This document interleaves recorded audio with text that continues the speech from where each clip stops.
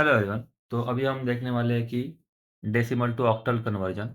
तो जैसे पिछले वीडियो में हमने देखा था कि डेसिमल टू बाइनरी अगर आपको एग्जाम में पूछा है तो आप कैसे करोगे।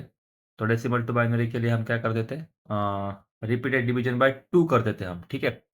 तो यहाँ पे क्या करना है, जैसे सपोज करो अगर नॉन फ्रैक्शनल नंबर है, मतलब कोई उसमें डेसिमल डिजिट नहीं है। सो उसमें क्या करना है, डेसिमल टू ऑक्टल करने के लिए रिपीटेड डिवीजन बाय 8 करना है, ठीक है।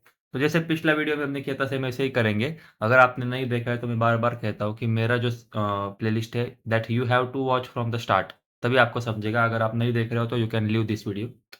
तो या स्टार्ट से देखिए तो आपको समझ में आएगा, मतलब आपको पूरा पिक्चर मिल जाएगा, ठीक है। नहीं तो आपको ये वीडियो समझने में बहुत दिक्कत हो जाएगी। तो ठीक है। तो जैसे सपोज करो एग्जांपल लेते हैं, तो 156 ये एक डेसिमल नंबर है। तो इसको मेरे को कन्वर्ट करना है ऑक्टल में, ठीक है। डेसिमल टू ऑक्टल मेरे को कन्वर्ट करना है।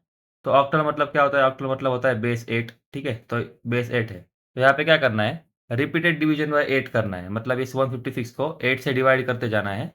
और कब तक डिवाइड करना है, जब तक कोशंट जीरो नहीं हो जाता है, ठीक है। जब तक कोशंट जीरो, यही पे लिखा है देखिए, divide the integer by 8 repeatedly until the quotient reaches zero.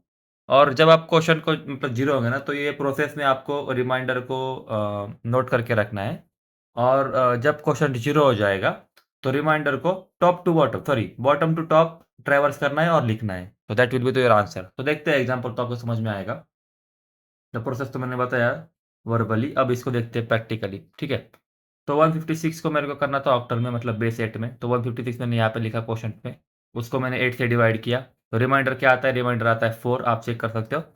तो 4 कैसे आया, नॉर्मल अपना डिवाइड करना है। तो 156 if you can do right, so 8 1 जा 1। तो उसके बाद बचा अपना 76, ठीक है। तो 76 मतलब उसके बाद 8 9 जा, सो 8 9 जा 72। तो रिमाइंडर अपना 4 बच गया, ठीक है। तो this is the basic calculation. तो रिमाइंडर अपना 4 बच चुका है। अब क्वेश्चन क्या आ गया, फिर वो क्वेश्चन आ गया 19। तो 19 को फिर से मैं 8 से डिवाइड करूंगा। 19 को 8 से डिवाइड करने के बाद रिमाइंडर आता है 3, और क्वेश्चन आएगा 2, क्योंकि 8 टू द 16, तो रिमाइंडर आ गया 3। अब फिर से 8 को, सॉरी फिर से 2 को डिवाइड करेंगे 8 से। 2 को अगर 8 से डिवाइड करता हूँ तो आता है 0, और 0 आने के बाद अपन क्या करते हैं, स्टॉप्स, ठीक है। अब स्टॉप होना है। अब आपके पास रिमाइंडर आ चुका है। सो अब रिमाइंडर को कैसे ट्रैवर्स करना है, रिमाइंडर को ट्रैवर्स करना है बॉटम टू टॉप, और ऐसे लिखते जाना है उसको। तो क्या आ गया, 2 3 4। तो 2 3 4 of 8, this is your answer, ठीक है। 2 3 4 base 8, this is your answer. 2 3 4 base 8। तो यही आपको दिस इज एकदम सिंपल है कि अगर मेरे को डेसिमल टू ऑक्टल करना है तो 8 से डिवाइड करते जाना है, रिमाइंडर को लिखते जाना है, और क्या बोलते हैं, बॉटम टू टॉप उसको लिखना है आंसर में। So that's it. सो जब डेसिमल पॉइंट होता है ना, फ्रैक्शनल पॉइंट, तो थोड़ा केस अलग होता है। जैसे बाइनरी में भी हमने देखा था, सेम केस है इधर भी। तो देखिए अगर ये है, this is your decimal point वाला केस, तो ये है अपना डेसिमल पॉइंट वाला केस। इसको अपने को कन्वर्ट करना है ऑक्टल में। तो इसमें क्या करते हैं हम लोग, रिपीटेड मल्टीप्लिकेशन बाय 8 करते हैं, ठीक है। मल्टीप्लिकेशन बाय 8 करते जाना है, कब तक करना है, जब तक ये न्यू फ्रैक्शन जो होता है वो जीरो नहीं होता तब तक करना है। तो एग्जांपल देखते हैं, समझ में आएगा। तो अपने पास है 0.6875, ठीक है। तो इसको मैं 8 से मल्टीप्लाई करूंगा। 0.6875 को 8 से मल्टीप्लाई किया, ये आंसर आया 5.500। तो इसमें से ये जो पॉइंट के लेफ्ट हैंड साइड वाला पार्ट होता है, इसको रिकॉर्ड करके रखना है। तो ये इस 5 को मैंने रिकॉर्ड किया, ये देखो यहाँ पे, इस 5 को रिकॉर्ड किया यहाँ पे। तो बचा क्या, मतलब 5 को हटा दिया, तो 5 को हटा देने के बाद बचा 0.500। तो अब इसको फिर से 8 से मल्टीप्लाई करेंगे। 0.500 को 8 से मल्टीप्लाई किया तो क्या आया, 4.000। अब ये 4 जो होता है, हर एक स्टेप में क्या करना है, ये मल्टीप्लाई करने के बाद ये लेफ्ट हैंड साइड वाला जो पार्ट है इसको रिकॉर्ड करके रखना है। तो इसको रिकॉर्ड करके रख दिया, मतलब इसको हटा देना है। इसको हटा देने के बाद क्या बच गया, 0। तो 0.00 आया। जैसे ही न्यू फ्रैक्शन 0 आ गया, मतलब न्यू फ्रैक्शन में सब चीजें 0 आ गई, तो स्टॉप करना है। दैट्स इट, अपना काम हो चुका है। अब जैसे यहाँ पे, ठीक है, यहाँ पे हमने क्या किया था, यहाँ पे हमने बॉटम टू टॉप ट्रैवर्स किया था। पर जब भी फ्रैक्शन होता है ना, फ्रैक्शन वाला जब आप सॉल्व करते हो चीज, फ्रैक्शन वाला सॉल्व करते हो, टॉप टू बॉटम जाना है, ठीक है। टॉप टू बॉटम जाना है। तो टॉप टू बॉटम कैसे जाएगा, 5 और 4। तो यहाँ पे 5 4 लिख दे, देखो 5 4 इन द बेस 8। तो पॉइंट तो जैसे का वैसे लिख दिया यहाँ पे। जैसे यहाँ पे ये पॉइंट था ना, दिस पॉइंट, ये पॉइंट जैसे का वैसे लिख दिया। और 0.6875 को मैंने कन्वर्ट किया है 5 4 में, ऑक्टल में। तो ये हो गया 0.54 ऑफ ऑक्टल। तो दैट इज योर आंसर। सो ये चीज है। अब ये जो सबसे पहला वाला डिजिट रहता है, इसको बोला जाता है मोस्ट सिग्निफिकेंट डिजिट और ये आखिरी वाला जो रहता है, इसको बोला जाता है लीस्ट सिग्निफिकेंट डिजिट। अब बट जो अपना पॉइंट होता है, ठीक है? जो पॉइंट होता है ना 0.54 यहाँ है, तो इसको बोला जाएगा मोस्ट सिग्निफिकेंट डिजिट, इसको बोला जाएगा least significant digit. So that's it. तो यही आपको एक नॉर्मल चीज़ बताना था मेरे को। तो आपको अभी समझ में आया है कि विदाउट फ्रैक्शन और विद फ्रैक्शन कैसे करना है। तो अभी और एक है कि अपने को दोनों एक साथ करना है। सपोज़ करो ये मेरे को नंबर दिया है 156.6875।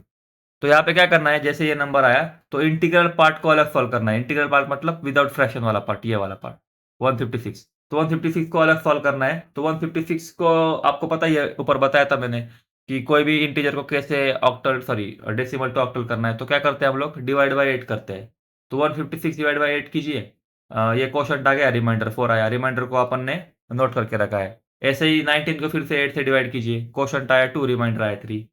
फिर से 2 को 8 से डिवाइड कीजिए तो रिमाइंडर आया 2 और क्वोशंट आया 0। जैसे ही क्वोशंट 0 आया स्टॉप होना है और रिमाइंडर को बॉटम टू टॉप ट्रैवर्स करना है 2 3 4 और दैट इज योर आंसर। तो 2 3 4 ऑफ बेस 8 ये हो गया आपका आंसर। ठीक है, किसके लिए?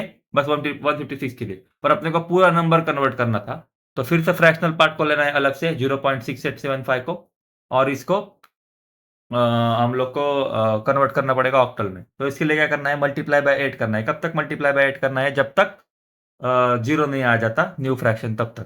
तो जैसे ऊपर बताया सेम ही है। तो 0.6875 को मैंने 8 से मल्टीप्लाई किया, 5.500 आंसर आया। तो 5 को मैंने रिकॉर्ड करके रख लिया, तो 5 को हट गया। तो 5 हटने के बाद क्या आ गया, 0.500। तो 0.500 के बाद 8 से मल्टीप्लाई करना है। ठीक, तो वो उसका आंसर आया 4.000। तो 4 को फिर से रिकॉर्ड करके रखिए, मतलब 4 को हटाइए। 4 को हटाने के बाद क्या बच गया, 0.000।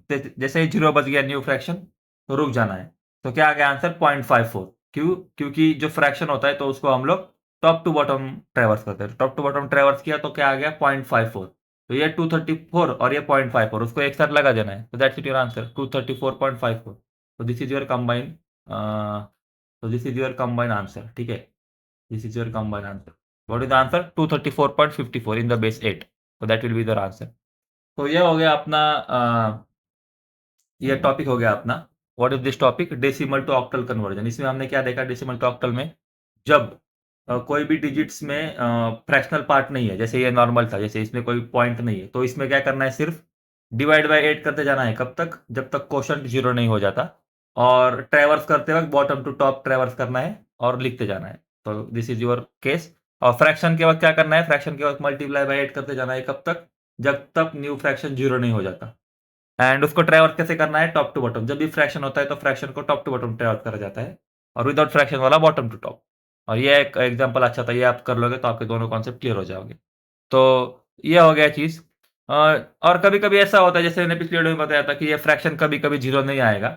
तो उसके लिए हमने IEEE वाले कॉन्सेप्ट्स है, वो है आपके सिलेबस में, बाद में उसको देखेंगे हम लोग। और अभी के लिए नॉर्मल, अगर एग्जाम में नहीं बोला गया है कि IEEE यूज़ करना है तो you have to use this. ठीक है, एग्जाम में वो स्पेसिफिकली बोलेंगे कि IEEE यूज़ करना है कि नहीं। तो IEEE मोस्टली IEEE जो होता है कॉन्सेप्ट, IEEE का कुछ 754 वाला आई गेस स्टैंडर्ड है। तो वो अब हम लोग यूज़ करते हैं साइन बोल रहा हूँ, फ्रैक्शनल नंबर रिप्रेजेंट करने के लिए। क्या करने के लिए? फ्रैक्शनल नंबर रिप्रेजेंट करने के लिए हम लोग करते हैं। ठीक है, तो देखेंगे उसको बाद में। अभी तो जो